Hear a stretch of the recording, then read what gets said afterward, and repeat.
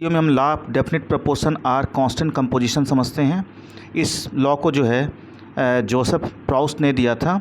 और चलिए पहले इसका स्टेटमेंट पढ़ते हैं। तो ये कहता है कि a pure compound always consist of the same element. जो भी प्योर कंपाउंड होता है उसमें क्या होता है, सेम एलिमेंट कंसिस्ट करते हैं, combine together in a fix or definite proportion by मास।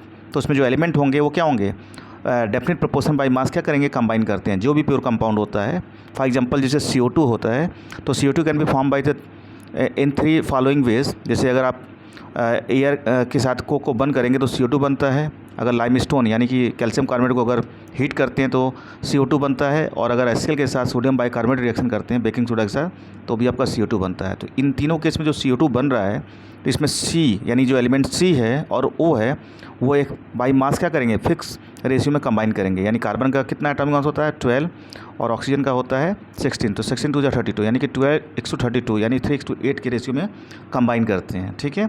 ऐसे ही अगर वाटर है तो वाटर को किसी सोर्स से भी आप ऑब्टेन कीजिए, चाहे वो सी से, चाहे रेन से, चाहे रिवर से, चाहे टैप वाटर से। तो हर केस में जो वाटर में जो आपका जो फॉर्मूला H2 है उसमें H और O का क्या होगा, बाई मास फिक्स रेशियो में कंबाइन करेंगे। और इसका क्या रेशियो होगा, H का होता है H2 है तो 2 होगा और O का 16 तो 2:16 यानी 1:8 में वो कंबाइन करेंगे। Any source any way we can obtain the any pure compound. ठीक है ना। तो उसका फिक्स रेशियो में बाई मास कंबाइन करते हैं। ठीक है। इसका लिमिटेशन क्या है, ये जो लॉ है वो कहाँ फॉलो नहीं करता है, तो अगर आपका कोई एलिमेंट आइसोटोप फॉर्म करता है, आइसोटोप होते हैं, तो उस केस में क्या होगा, इसमें रेशियो फिक्स नहीं होता। जैसे फॉर एग्जांपल अगर CO2 में आपका कार्बन 12 आइसोटोप इन्वॉल्व है तो वहाँ पर C और O का रेशियो कितना होगा 12:32 यानी 3:8।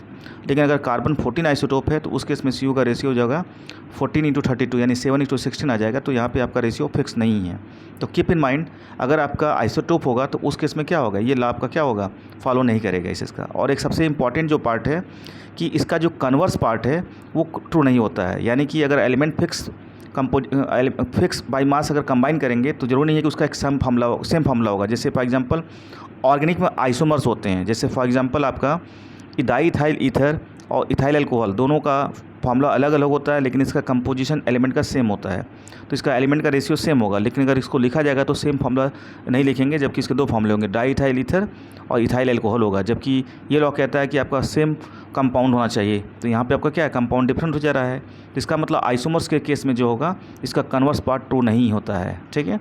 तो आई होप ये वीडियो आपको पसंद आया होगा। मैंने इसमें कोशिश किया है कि आपको थोड़ा सा डिटेल बताने की कोशिश किया है। ठीक है। अगर आपको ये वीडियो पसंद आया है तो वीडियो लाइक कीजिए और चैनल को सब्सक्राइब कीजिए। Thank you.